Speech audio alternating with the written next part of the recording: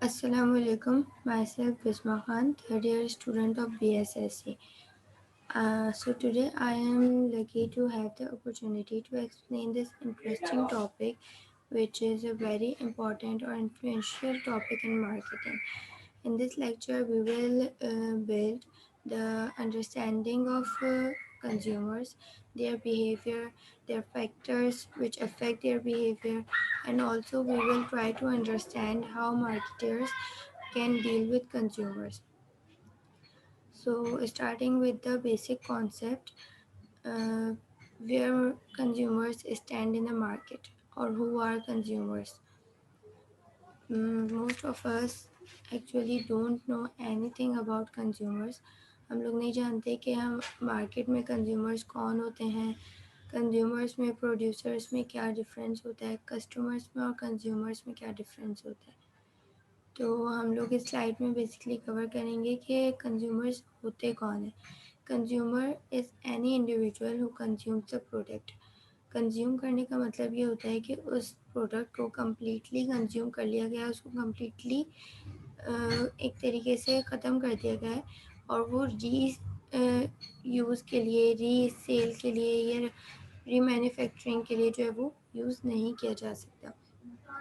So any individual who purchases product, जो कि किसी प्रोडक्ट को परचेज़ करता है या किसी सर्विस को परचेज़ करता है अपने पर्सनल यूज़ के लिए, ना कि मैन्युफैक्चरिंग और रीसेल के लिए, उसको हम कंज्यूमर कहते हैं. तो कंज्यूमर्स के साथ हम डील किस तरीके से कर सकते हैं. कंज्यूमर्स मार्केट में तो एग्जिस्ट करते हैं, लेकिन कंज्यूमर्स दोनों तरीके के हो सकते हैं. पॉजिटिव भी हो सकते हैं, नेगेटिव भी हो सकते हैं. पॉजिटिव कंज्यूमर्स वो होते हैं जो कि हमारी मार्केट में ब्रांड पे पॉजिटिव इफ़ेक्ट डालते हैं. पॉजिटिव इफ़ेक्ट डालने का मतलब ये है कि वो इन्फ्लुएंशियल इफ़ेक्ट डालते हैं, जिससे हो सकता है हमारी सेल इंक्रीज़ होती हो, हमारी रेपुटेशन अच्छी होती हो मार्केट के अंदर, तो वो पॉजिटिव कंज्यूमर्स होते हैं. नेगेटिव कंज्यूमर्स वो होते हैं जो कि मार्केट को किसी टाइप का थ्रेट प्रोवाइड कर सकते हैं और जो कि हमारे ब्रांड को फाइनेंशियली अनस्टेबल कर सकते हैं. उनकी वजह से हमारी रेपुटेशन में भी बैड जो है वो इम्पैक्ट आ सकता है. तो वो क्या होते हैं, नेगेटिव कंज्यूमर्स होते हैं. अब दोनों तरीके के कंज्यूमर्स को डील करना मार्केटर को आना चाहिए. उसको पता होना चाहिए कि कंज्यूमर्स के बिहेवियर को किस तरीके से एनालाइज करना है, मार्केटिंग स्ट्रेटजीज़ को किस तरीके से डिज़ाइन करना है कि हमारे पास हम बहुत पॉजिटिव और नेगेटिव कंज्यूमर्स को डील कर सकें. और हमें किस तरीके से कंज्यूमर्स को वो चीज़ प्रोवाइड करनी है जो कि उनकी नीड है, जो कि उनकी वांट है. तो उस हिसाब से अगर हम कंज्यूमर्स को चीज़ें प्रोवाइड करेंगे तो हमारी मार्केट में रेपुटेशन भी अच्छी होगी, फाइनेंशियली हमारा ब्रांड भी क्या होगा, स्टेबल होगा. इसकी एक एग्जांपल भी यहाँ लिखी हुई है कि Domino's decided how to deal with negative consumer attitudes about its pizza. कि उनके पिज़्ज़ा के बारे में जो भी नेगेटिव कमेंट्स आ रहे हैं या वो कंज्यूमर्स जिन्होंने नेगेटिव कमेंट्स दिए हैं या फिर वो कोई मार्केट में उनकी रेपुटेशन को हर्ट कर रहे हैं, तो उनको किस तरीके से डील करना है, उनके लिए क्या क्या स्ट्रेटजीज़ को डिज़ाइन करना है. तो हमें दोनों तरीके के मार्केटर्स को, दोनों तरीके के कंज्यूमर्स को अंडरस्टैंड करना पड़ता है कि वो पॉजिटिव हैं, नेगेटिव हैं और उनको डील किस तरीके से करना है. Holistic marketing.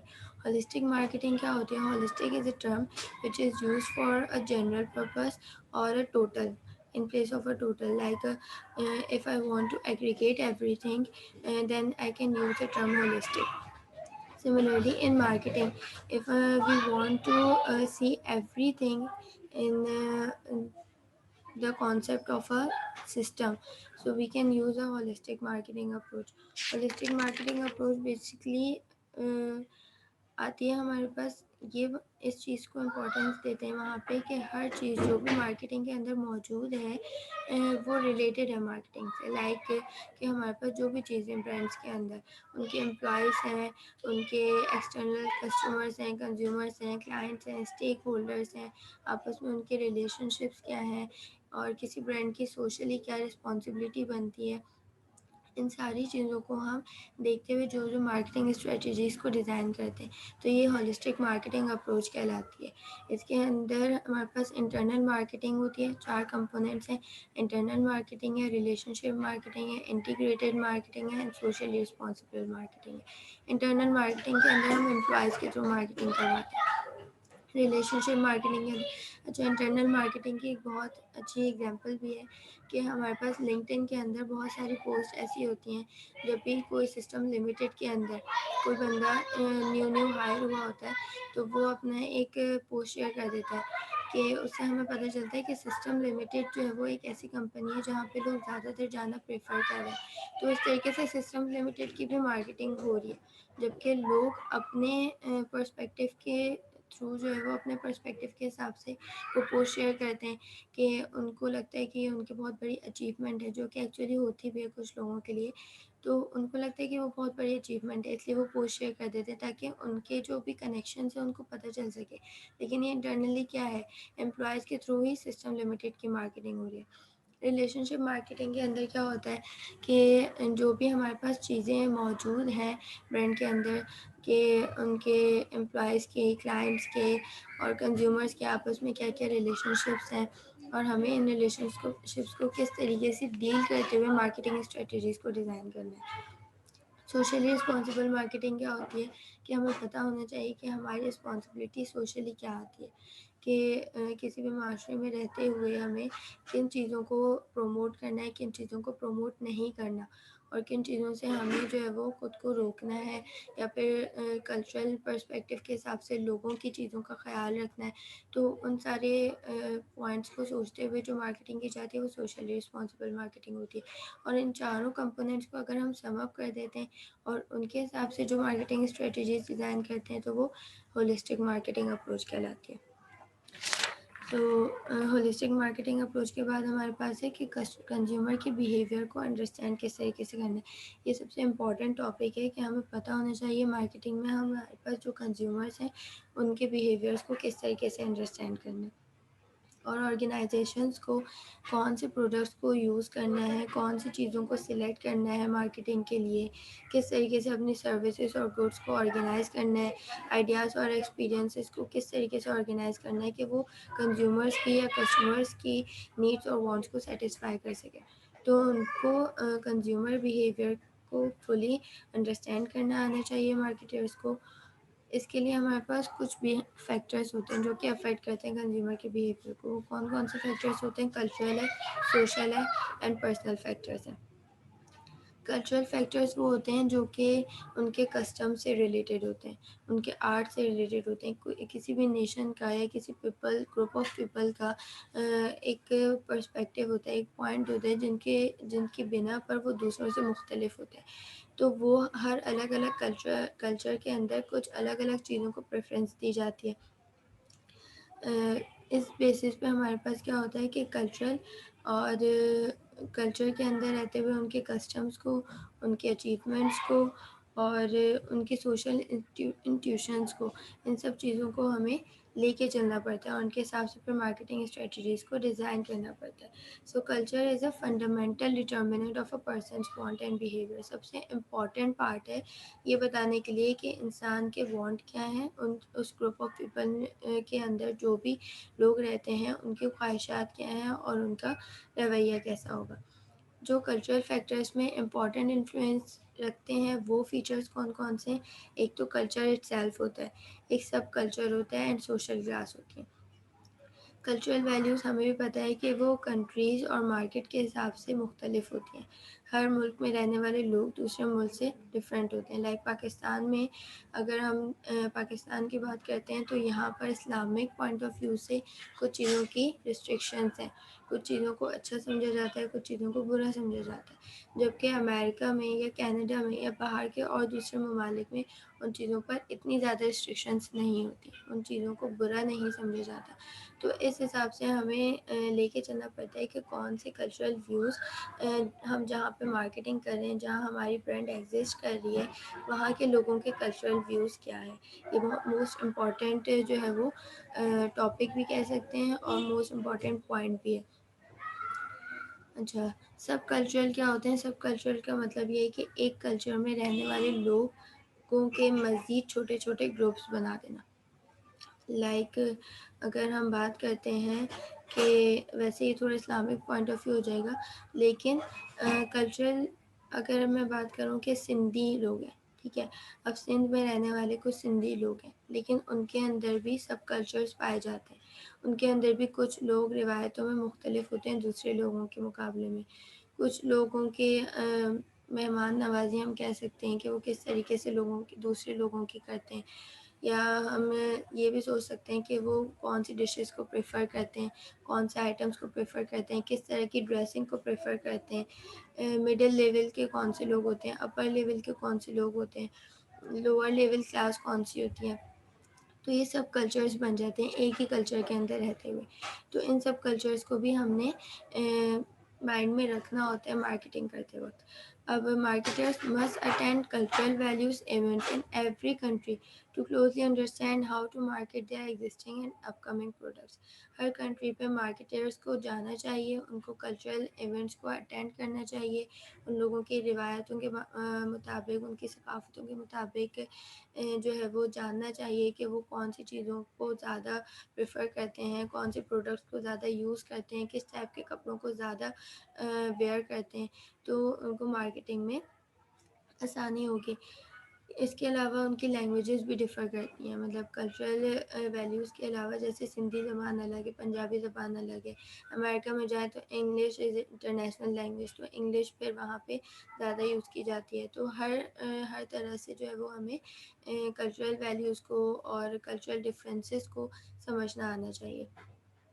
Subcultures क्या है? Subcultures are smaller components of culture that provide more identification and socialization for their members. कि अपने ही सब कल्चर का मतलब ये है कि जब मैंने कुछ लोगों के स्पेसिफिक ग्रुप्स बना दिए तो उनके अंदर जो मेंबर्स हैं उनकी आइडेंटिफिकेशन किस तरीके से होगी, उनकी सोशलाइजेशन क्या है, वो लोग किस तरीके से सोशलाइज्ड होते हैं, किस तरीके से दूसरों से मिलते हैं, तो ये सारी चीज़ें क्या होती हैं सब कल्चर के अंदर आ जाती हैं। इसके अंदर नेशनैलिटीज़ भी हैं, रिलीजन्स भी हैं, रेशियल ग्रुप्स भी हैं, ज्योग्राफिक रीजन्स भी हैं, तो ये सारी चीज़ें हमारे पास क्या हैं, सब कल्चरल फैक्टर्स में भी हैं। उसके बाद सोशल स्ट्रैटिफ़िकेशन, सोशल स्ट्रैटिफ़िकेशन क्या है? Is another name for social classes. और सोशल क्लासेस क्या होती हैं? सोशल क्लासेस का मतलब ये है कि वो लोग जो एक तरीके की रिवायतों को, एक तरीके की दिलचस्पी को या एक तरीके के रवैयों को एक साथ रखती हूँ, जिनके वैल्यूज़ सिमिलर हों, इंटरेस्ट सिमिलर हो और बिहेवियर भी सिमिलर हो। तो वो ग्रुप्स जो होते हैं वो क्या होते हैं सोशल क्लासेस बन जाती हैं। उसके बाद यहाँ अगर मैं इस्लामिक पॉइंट ऑफ व्यू से एक बात लेना चाहूँ तो हमारे पास एग्ज़िस्ट करता है शिया सुन्नी का जो डिफ़रेंस है। तो उस पॉइंट पे भी क्या है हमारे पास कि वैल्यूज़, इंटरेस्ट, बिहेवियर उनके सेम होते हैं। किस इवेंट में या किस टाइम पीरियड में किस टाइप के कपड़ों को ज़्यादा प्रेफ़र किया जाता है, किस टाइम पीरियड में किस टाइप के फूड को, किस टाइप की डिशेज़ को ज़्यादा प्रेफ़र किया जाता है। तो ये सोशल क्लासेस के रिस्पेक्ट से चेंज करता रहता है। अच्छा यहाँ लेफ्ट राइट हैंड साइड पे जो है वो कुछ क्लास डिपिक्शन दी हुई है सोशल क्लासेस की कि यूएस के अंदर 7 सोशल क्लासेस एग्जिस्ट करती हैं। लोअर लोअर की, अपर लोअर्स की, मिडिल क्लासेस हैं, वर्किंग क्लास अलग है, अपर मिडिल क्लास अलग है। तो इस तरीके से उन्होंने अपनी क्लासेस को 7 लेवल्स में डिवाइड कर दिया। अब उन 7 लेवल्स को सोचते हुए वो लोग अपने कंट्री के अंदर मार्केटिंग करते हैं। सोशल फैक्टर्स क्या हैं? सोशल अभी तक हमने जो बात की थी वो कल्चरल फैक्टर्स की बात की थी। कंज्यूमर्स पे कल्चरल फैक्टर्स का क्या इफ़ेक्ट होता है? अब सोशल फैक्टर्स की बात करते हैं। सोशल फैक्टर्स का मतलब क्या होता है कि कंज्यूमर जो भी जिस भी टाइप का हमारे पास कंज्यूमर है, किन ग्रुप्स के अंदर बैठता है। उसकी एक एक इसको अ, अगर मैं कहूँ एक थोड़ी-सी स्लैंग लैंग्वेज होती है कि उसकी जो है वो बैठक कहाँ लगाई जाती है। तो इस तरीके से लोग जहाँ पर बैठते हैं वहाँ की कुछ कैरेक्टरिस्टिक्स को वो लोग इनहेरिट कर लेते हैं अपने अंदर। रेफरेंस ग्रुप्स हैं, क्लीक्स हैं, फैमिली है, सोशल रोल्स एंड स्टेटस हैं। फैमिली इज़ मोस्ट बेसिक कि जो जो भी हमारे पास फैमिलीज़ एग्ज़िस्ट करती हैं तो उनके कुछ ना कुछ इफ़ेक्ट्स एक दूसरे पर आते हैं, कुछ रिजेम्बलेंस होती है, सिबलिंग्स के अंदर रिजेम्बलेंस होती है, पेरेंट टू चाइल्ड में रिजेम्बलेंस होती है, कज़न्स में रिजेम्बलेंस होती है, इसके अलावा रिलेशनशिप्स जो भी हमारे होते हैं उनमें रिजेम्बलेंस होती है। सोशल रोल्स एंड स्टेटस का मतलब ये है कि वो सोशली किस पोजीशन पे स्टैंड करते हैं, उनकी क्या रिस्पॉन्सिबिलिटीज़ हैं, लाइक मैनेजर्स होते हैं बहुत से एम्प्लॉयज़ होते हैं, डेवलपर्स होते हैं, सेल पर्सन्स होते हैं, तो वो सोशली किस पोजीशन पे स्टैंड करते हैं, उनका स्टेटस क्या है, ये भी आइडेंटिफ़ाई करना बहुत ज़रूरी है कि हम जिस एरिया पे मार्केटिंग कर रहे हैं वहाँ के मेजॉरिटी लोगों का स्टेटस क्या है, उनका रोल क्या है, वो किस टाइप की फैमिली से बिलोंग करते हैं, उनके रेफरेंस ग्रुप क्या है, कि वो डायरेक्ट फ़ेस टू फ़ेस किन लोगों से कम्युनिकेशन करते हैं। और इसके अलावा हम जब डायरेक्ट रेफरेंस ग्रुप की बात करते हैं तो मेंबरशिप ग्रुप्स आ जाते हैं। मेंबरशिप ग्रुप्स कौन-कौन से होते हैं? रेफरेंस ग्रुप्स वो होते हैं जिसमें फ़ेस टू फ़ेस कम्युनिकेशन होती है। लाइक टीचर टू स्टूडेंट में फ़ेस टू फ़ेस कम्युनिकेशन होती है। इसके अलावा एम्प्लॉइज़ की आपस में, कोलीग्स की आपस में फ़ेस टू फ़ेस कम्युनिकेशन होती है। और फ्रेंड ग्रुप जब आपस में मिलते हैं, गैदरिंग्स होती हैं, उसमें फ़ेस टू फ़ेस कम्युनिकेशन होती है। तो इसमें प्राइमरी ग्रुप्स हैं, इनको डिस्टिंग्विश कर दिया गया है 2 टाइप्स में, primary groups and secondary groups हैं। प्राइमरी ग्रुप्स कौन से होते हैं? जिनसे हमारी इंटरेक्शन जो है वो कंटिन्यूअस होती है और इनफॉर्मल होती है। एक 2 टाइप की कम्युनिकेशन होती है, एक तो इनफॉर्मल कम्युनिकेशन होती है, एक फॉर्मल कम्युनिकेशन। फॉर्मल कम्युनिकेशन हम वहाँ यूज़ करते हैं जहाँ पे हमारा कुछ प्रोफेशनल रिलेशन होता है। इनफॉर्मल कम्युनिकेशन हम वहाँ यूज़ करते हैं जहाँ पे हमारा प्रोफेशनल रिलेशन नहीं होता। इंस्टेड हम लोग बहुत सोशल होते हैं, लाइक फ्रेंड्स हो गए, फैमिलीज़ हो गई, कज़न्स हो गए, रिलेशंस हो गए, रिलेटिव्स हो गए। तो ये सारे क्या होते हैं? प्राइमरी ग्रुप्स हो गए। सेकेंडरी ग्रुप्स के अंदर हम ले सकते हैं कि हम कौन से ऑर्गेनाइजेशन से अटैच हैं। हम टीचर और स्टूडेंट का रिलेशनशिप प्रोफेशनल होता है, उसमें फॉर्मल कम्युनिकेशन आती है। इसके अलावा एम्प्लॉयज़ का और बॉस का रिलेशनशिप प्रोफेशनल होता है। कोलीग्स से जो रिलेशनशिप होता है वो प्रोफेशनल होता है। तो जो भी हमारे पास कंज्यूमर्स होते हैं, उनके लिए ये हमारे लिए ये एनालाइज़ करना बहुत ज़रूरी है कि वो किस टाइप के जो है वो ग्रुप से बिलॉन्ग करते हैं, मेजॉरिटी किस टाइप के ग्रुप से बिलॉन्ग करती है। जब मेजॉरिटी उस टाइप के ग्रुप से बिलॉन्ग करेगी तो हम फिर मार्केटिंग भी उन्हीं के प्रेफ़रेंस के हिसाब से करेंगे, उन्हीं की चीज़ों को प्रेफ़र करते हुए। अच्छा, उसके बाद इनडायरेक्ट रेफरेंस ग्रुप, अभी हमने पढ़ा डायरेक्ट रेफरेंस ग्रुप जिनकी फ़ेस टू फ़ेस कम्युनिकेशन होती है। इनडायरेक्ट रेफरेंस ग्रुप क्या होता है कि जिनसे फ़ेस टू फ़ेस कम्युनिकेशन नहीं होती, लेकिन समहाउ उनसे हमें कुछ इन्फ्लुएंस हमारे ऊपर आ रहा होता है। लाइक 2 टाइप्स हैं इसमें, एस्पायरेशनल है एंड डिसोसिएटिव ग्रुप्स हैं। एस्पायरेशनल ग्रुप्स क्या होते हैं? जिनसे हमारी कोई एस्पायरेशन होती है। कहते हैं ना कि लोग कुछ लोगों को देख के इंस्पायर हो जाते हैं। उनके होप्स और उनकी वांट्स जो है वो उसके मुताबिक चेंज हो जाती हैं। डिसोसिएटिव ग्रुप्स वो होते हैं जिनसे हम लोग गुरेज़ करते हैं कि उनकी तरफ ना जाएँ। Those who's values and behaviour an individual reject, जिनकी वैल्यूज़ और बिहेवियर को क्या करते हैं लोग ज़्यादातर रिजेक्ट कर देते हैं कि वो उनको वो चीज़ें नहीं अपनानी जो दूसरे लोग अपना रहे हैं। और एस्पायरेशनल ग्रुप्स में वो होता है कि हमने वही चीज़ें अडॉप्ट करनी है जो कि हमें दूसरों के अंदर पसंद आ रही होती है। इसके अंदर एक कॉन्सेप्ट भी है ओपिनियन लीडर लीडर का। ओपिनियन लीडर क्या है? Where reference group influence is strong, marketers must determine how to reach and influence the groups opinion leader. कि जो भी ग्रुप्स हमारे पास एग्जिस्ट करते हैं उनके कोई ना कोई लीडर्स होते हैं, कहीं ना कहीं से वो ओरिजिनेट होते हैं। तो उन लीडर्स का ओपिनियन मायने रखता है मार्केटर्स के लिए। An opinion leader is a person who offers informal advice और information about a specific product और प्रोडक्ट कैटेगरी। ओपिनियन लीडर एक वो इंसान है जो कि क्या ऑफ़र करता है? इनफॉर्मल एडवाइस या information about a specific product और product category, such as which of several brands is best और how a particular product may be use. अच्छा, मार्केटिंग के अंदर ओपिनियन लीडर कौन है? जो कि अपने ओपिनियन से मुझे ये बताए कि कौन-सा प्रोडक्ट ज़्यादा यूज़ होना चाहिए और कौन से ब्रांड्स हमारे लिए बेस्ट हैं। कलीग्स की बात करते हैं। कलीग्स क्या है? Similar members who interact frequently, एक जैसे लोग, एक जैसी वैल्यूज़ वाले लोग जो कि ज़्यादा एक दूसरे से फ्रीक्वेंटली इंटरेक्शन उनका ज़्यादा होता है। Communication researchers propose a social structure view of interpersonal communication. They see society as consisting of cliques, small groups whose members interact frequently. Cliques are those groups whose members interact frequently. Clique members are similar and their closeness facilitates effective communication but also insulates the clique from new ideas.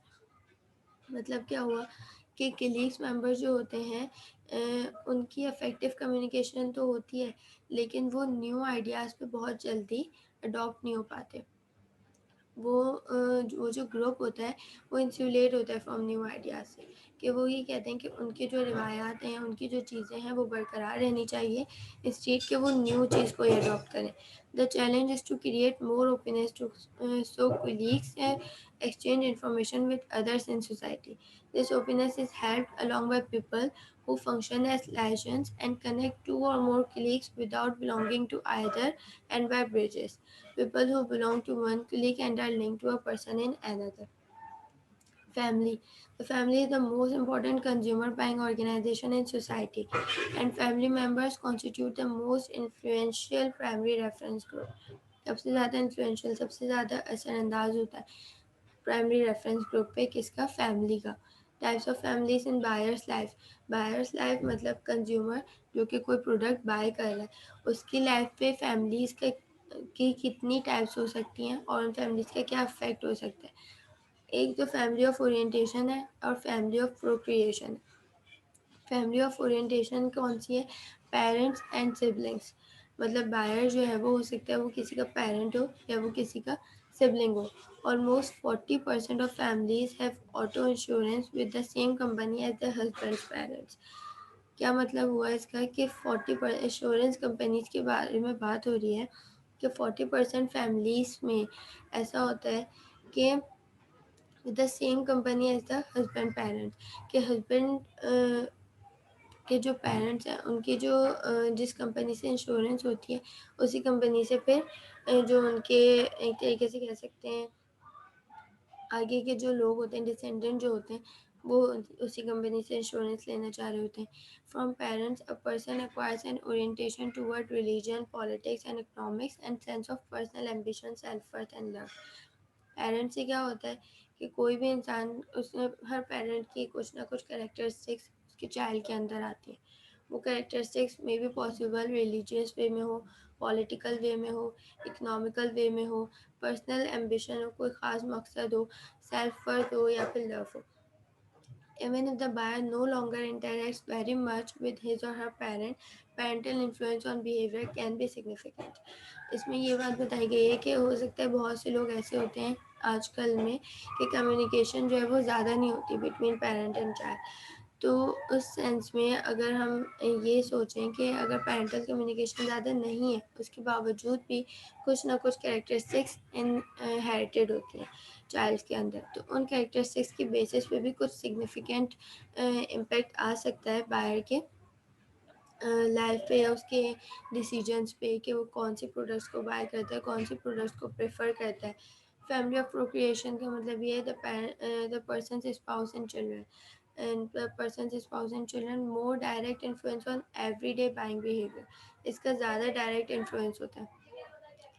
The wife has usually acted as the family's main purchasing agent, especially for food, sundries and staple clothing items. जैसे यहाँ पे ज़्यादातर बल्कि पूरी दुनिया में ही mostly ये हो रहा होता है कि जो फैमिली की जो ओनर होती हैं या हम उनको कह सकते हैं कि जो भी फूड मेकिंग का जिनका काम होता है, वाइफ्स हो गई, मदर्स हो गई, कोई भी इंसान, तो वो क्या होते हैं कि फूड ग्रॉसरी की जो शॉपिंग होती है वो वही कर रही होती हैं। तो फूड की शॉपिंग और कौन से उनको क्रॉकरीज बाय करनी है, किस टाइप के उनको कर्टन्स बाय करने हैं, हाउस को किस तरीके से डेकोरेट करना है, तो ये सारी रिस्पॉन्सिबिलिटीज़ उनके ऊपर आती हैं। तो इसलिए वो क्या है उनका डायरेक्ट इम्पैक्ट होता है मार्केटिंग के ऊपर क्योंकि वो इन चीज़ों को ज़्यादा जो है वो क्लोजली ऑब्जर्व कर रही होती हैं as compare to other persons. Next is social roles and status. We can define a person's position in each group in terms of role and status. Person किसी भी इंसान की पोजीशन जो है वो हर ग्रुप के अंदर हम उसके रोल और स्टेटस से डिफाइन कर सकते हैं। मार्केटर्स को ये पता होना चाहिए कि उनका स्टेटस सिंबल क्या है। स्टेटस सिंबल से मुराद यहाँ पे ये है कि मेजॉरिटी किस स्टेटस से बिलोंग करती है और उनके प्रोडक्ट्स को उनके ब्रांड्स को जो है वो कौन से स्टेटस के लिए होना चाहिए, किस टाइप के पीपल्स के लिए होना चाहिए। रोल क्या होता है, एक रिस्पॉन्सिबिलिटी होती है जो कि उस पर्सन को परफॉर्म करना होता है। एग्जाम्पल यहाँ पे दी हुई है मैनेजर की। Sales manager has to keep track of the progress of sales and profit, उसकी ये रिस्पॉन्सिबिलिटी है। स्टेटस क्या होता है, सॉरी, स्टेटस क्या होता है, each role in turn connotes a status, हर रोल एक स्टेटस को प्रोड्यूस करता है। एग्जाम्पल क्या है, a senior vice president of marketing may have more status than a sales manager and a sales manager may have more status than an office clerk. अब एक vice president है marketing का जो कि मार्केटिंग की strategies को analyse कर रहा है, उनको एक फ़ाइनल डिसीजन ले रहा है, तो उसका स्टेटस ज़्यादा है और सेल्स मैनेजर का स्टेटस उससे कम है। अब सेल्स मैनेजर का स्टेटस ज़्यादा है ऑफिस क्लर्क, इसको हम ऐसे भी समझ सकते हैं कि उनकी पोजीशंस क्या है। रिस्पॉन्सिबिलिटी तो उसका काम हो गया, रोल जो है वो उसकी रिस्पॉन्सिबिलिटी हो गई किसी भी पर्सन की, लेकिन स्टेटस क्या होगा कि मार्केट के अंदर या उस ऑर्गेनाइजेशन के अंदर उस इंसान की उस रोल के ऊपर उसकी पोजीशन क्या है। तो रोल्स और स्टेटस, अच्छा यहाँ ये जो सारे टॉपिक्स हम पढ़ रहे हैं तो इनका मार्केटिंग पे क्या इफ़ेक्ट है। मार्केटिंग पे ये इफ़ेक्ट होता है कि फॉर एग्जांपल अगर मैं ड्रेस पैंट और शर्ट की ब्रांड स्टार्ट करती हूँ और किसी ऐसी जगह पे स्टार्ट करती हूँ जहाँ पे मेरे पास जो मेजॉरिटी के लोग हैं वो प्योन्स हैं, लाइक कि वो किसी ऑर्गेनाइजेशन में स्वीपर्स हैं या किसी ऑर्गेनाइजेशन में कुक्स हैं, इस टाइप के हैं, तो वहाँ पे मेरी जो मार्केटिंग होगी या मेरी जो ब्रांड होगी उतनी प्रॉफिटेबल नहीं होगी। क्यों? क्योंकि वहाँ पे ड्रेस पैंट्स और शर्ट्स खरीदने वाले लोग ही नहीं होंगे और जो मार्केटिंग हो रही होगी तो लोगों को उस चीज़ की नीड ही नहीं है, उस चीज़ की रिक्वायरमेंट ही नहीं है जो मैं सेल कर रही हूँ। तो इसलिए हमें पता होना चाहिए कि हम जिस जगह पे मार्केटिंग कर रहे हैं और जिस जगह पे अपनी ब्रांड को प्रमोट कर रहे हैं वहाँ के लोगों का रोल क्या है, उनका स्टेटस क्या है, उनका वे ऑफ लिविंग क्या है, वो किन चीज़ों को प्रेफर करते हैं, उनका कल्चर क्या है, उनकी क्लासेस किस तरीके से। तो इसलिए हमें इन सारे फैक्टर्स को समझना बहुत ज़रूरी है। उसके बाद में पर्सनल फैक्टर्स। पर्सनल फैक्टर्स बहुत ईजी से हैं। पर्सनल फैक्टर्स हमें भी पता है कि रिलेटेड टू पर्सन इटसेल्फ होते हैं कि उसकी पर्सनैलिटी क्या है। हर इंसान के कुछ सेल्फ कॉन्सेप्ट होता है हर चीज़ को लेके, किसी भी प्रोडक्ट को लेके जो वो यूज़ कर रहा होता है उसके बारे में उसकी एक पॉजिटिव ओपिनियन भी होता है, एक नेगेटिव ओपिनियन भी होता है। और जो नेगेटिव ओपिनियन होता है वो ज़्यादा जल्दी जो है वो उसके माइंड में सेट हो जाता है as compare to positive opinion. जैसे अगर हम कहते हैं कि एक चीज़ हमें पसंद आई है तो हम सोचते हैं और भी दूसरी चीज़ें हम चेक कर लें कि वो पसंद आई हैं या नहीं आई। लेकिन एक चीज़ जो हमें नापसंद होती है जिसके बारे में हमारी नेगेटिव ओपिनियन माइंड के अंदर सेट हो चुका होता है तो वो नापसंद ही रहती है, तो वो पसंद में कन्वर्ट होते होते बहुत टाइम लगा देते हैं। तो कुछ सेल्फ कॉन्सेप्ट्स होते हैं, कुछ पर्सनैलिटी के अपने फैक्टर्स होते हैं, लाइफस्टाइल कैसा है, वैल्यूज़ क्या हैं, वही सारे फैक्टर्स जो हैं वो जो अभी हम पढ़ कर आ चुके हैं, उनका इम्पैक्ट पर्सनैलिटी पे क्या होता है वो पर्सनल फैक्टर्स होते हैं। Because many of these have a direct impact on consumer behavior, it is important for marketers to follow them closely. जो पर्सनल फैक्टर्स 5 पर्सनल फैक्टर्स हैं, age and stage in the life cycle कि पूरी जो life cycle हमारे पास चल रही है, ठीक है, अब वो फैमिली लाइफ साइकिल है, यहाँ पे बात होगी आगे कि साइकोलॉजिकल लाइफ साइकिल होती है, फैमिली लाइफ साइकिल होती है, क्रिटिकल लाइफ इवेंट्स और ट्रांजिशंस होती हैं। हर इंसान अपनी पूरी लाइफ में, पूरी ज़िंदगी में कुछ फेसेस से गुजरता है। अब उन फेसेस के अंदर उसके कुछ कुछ इम्पैक्ट्स होते हैं और कुछ प्रेफरेंसेस होती हैं जो टाइमली चेंज होती जाती हैं। लाइक टीनेजर की एज तक हम फैमिली के अंदर और फ्रेंड्स के अंदर जो है वो ज़्यादा इन्वॉल्व रहते हैं। आफ्टर टीनेज जब हम मेच्योरिटी के लेवल पर आते हैं, जॉब स्टार्ट करते हैं, बिज़नेस स्टार्ट करते हैं, तो हमारी कुछ बिज़नेस लाइफ बन जाती है।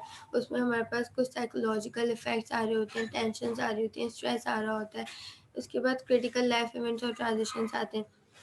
जब बिज़नेस के बाद आफ्टर मैरिज लाइफ होती है, फिर रिस्पॉन्सिबिलिटीज़ और बढ़ जाती हैं, तो वो और मुश्किल ज़िंदगी हो जाती है। तो हर इंसान की लाइफ के कुछ फेसेस होते हैं, उन फेसेस के हिसाब से वो उसकी क्या एज है, उसका क्या स्टेज है, सॉरी, उसकी क्या एज है, क्या स्टेज है और वो किस तरीके से जो है वो स्टैंड कर रहा है उस पर्टिकुलर एरिया के अंदर, इसको भी समझना बहुत ज़रूरी है कि हम जिस जगह पे मार्केटिंग कर रहे हैं वहाँ पे एज फैक्टर क्या है। मोस्टली लोग अगर अबव 40 या अबव 50 हैं, तो वो उनके प्रेफ़रेंसेस अलग होंगे।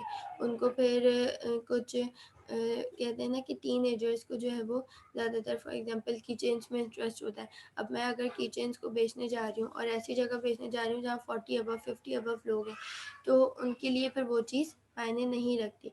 तो हमें क्या करना होता है, ऐज को, स्टेज को जो है वो आइडेंटिफ़ाई करना होता है कि उस पर्टिकुलर एरिया में ऐज फैक्टर क्या है। ऑक्यूपेशन एंड इकोनॉमिक सर्कमस्टेंसेस कि लोगों के ऑक्यूपेशन क्या है, उनका पेशा क्या है और इकोनॉमिक सर्कमस्टेंसेस क्या है। Marketers try to identify the occupational groups that have above average interest in their products and services and even tailor products for certain occupational groups. For example, computer software company design different products for brand managers, engineers, lawyers and physicians. Different occupations के हिसाब से उन्होंने क्या किया, different products को design किया कि brand managers के हिसाब से क्या होगा। अब हम इसमें बात कर सकते हैं ईआरपी सिस्टम्स की। ईआरपी सिस्टम्स जो होते हैं, वो सिस्टम्स हमारे पास क्या होते हैं कि एंटरप्रेन्योर रिसोर्स मैनेजमेंट्स के लिए यूज़ होते हैं कि वो किस तरीके से अपने स्टॉक को मैनेज कर सकते हैं, इन्वेंट्री को मैनेज कर सकते हैं, प्रॉफिट और सेल्स का किस तरीके से रिकॉर्ड रख सकते हैं। इंजीनियर्स के लिए क्या होते हैं, आईडीई मोस्टली जनरेट की जाती हैं, इंटीग्रेटेड डेवलपमेंट एनवायरनमेंट, जिसके थ्रू वो मज़ीद सॉफ्टवेयर्स को क्या कर सकते हैं, डेवलप कर सकते हैं। लॉयर्स के लिए अलग सिस्टम्स होते हैं, फिजिशियंस के लिए अलग सिस्टम्स होते हैं जो कि ब्लड प्रेशर्स और दूसरी टाइप की चीज़ें जो है वो हमें बता रहे होते हैं किसी भी पेशेंट का। तो इस तरीके से हमें अपने एरिया की, जहाँ पे हम मार्केटिंग कर रहे हैं, वहाँ के ऑक्यूपेशन को भी समझना बहुत ज़रूरी है। If economic indicators point to a recession, marketers can take steps to redesign, reposition and reprice their products or introduce or increase the emphasis on discount brands so they can continue to offer value to target customers. अगर वहाँ पे हम किसी ऐसी जगह पे economic factor की अगर हम बात करें, तो एग्ज़ाम्पल इसकी ले लेते हैं कि अगर मैं किसी एरिया में बहुत हाई प्राइस में कोई प्रोडक्ट सेल करती हूँ, जबकि वहाँ पे जो एवरेज सैलरी है लोगों की वो इतनी है ही नहीं कि वो हाई प्राइस वैल्यू को या हाई प्राइस प्रोडक्ट को परचेज़ कर सकें।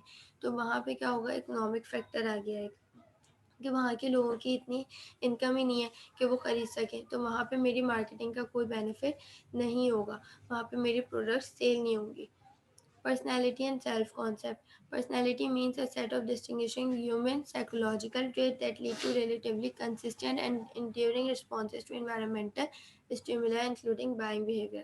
Personality के अंदर क्या क्या चीज़ें आ जाती हैं? Self confidence, dominance, autonomy, difference, sociability, defensiveness, adaptability कि वहाँ के लोग कितने सोशल हैं, कितने चेंज अडेप्टेबल हैं, कितने डोमिनेंट हैं, उनके सेल्फ कॉन्फिडेंस लेवल क्या है। तो इन सारी चीज़ों को हमने क्या करना होता है, मार्केटिंग के टाइम पे कंसिडर करना होता है। Brands also have personalities. अच्छा, अभी तक जो बात हुई वो पर्सनल फैक्टर्स की with respect to every individual हुई कि हर इंसान की अपने क्या राय होती है, क्या ओपिनियन है, क्या पर्सनैलिटी है। अब यहाँ बात हो रही है कि ब्रांड्स की भी कुछ पर्सनैलिटीज़ हैं। And consumers are likely to choose brands whose personalities match their own. अब यहाँ पे बात होती है यूनियन की, हम इसको यूनियन समझ लेते हैं या फिर हम इसको इंटरसेक्शन समझ लेते हैं कि जो भी पर्सनैलिटी है, जो ट्रेड्स किसी कंज्यूमर के उस ब्रांड के अंदर पाए जाते हों, तो वो क्या होता है, वो कंज्यूमर्स उस ब्रांड के अंदर ज़्यादा इंटरेक्ट होते हैं या अट्रैक्ट होते हैं उसकी तरफ।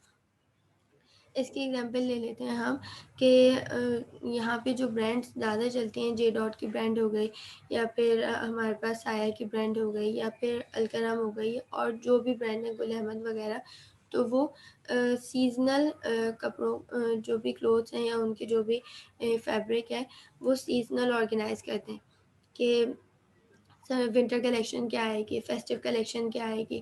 फेस्टिव कलेक्शन वो स्पेशली ऑर्गेनाइज़ करते हैं कि यहाँ के लोगों के या वो जिस जगह पे, यहाँ हम लोग जहाँ रहते हैं, जिस एरिया में, नॉर्थ में या नॉर्थ नाज़िबाबाद में, तो इन एरियाज़ में जो है वो कौन से फेस्टिवल्स में किस टाइप के ड्रेसेस को वेयर किया जाता है।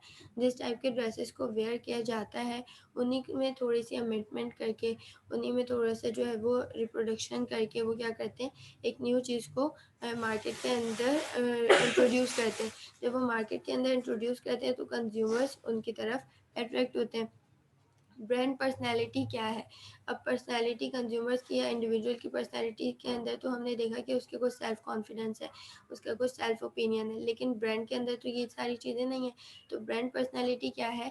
Specific mix of human traits that we can attribute to a particular brand.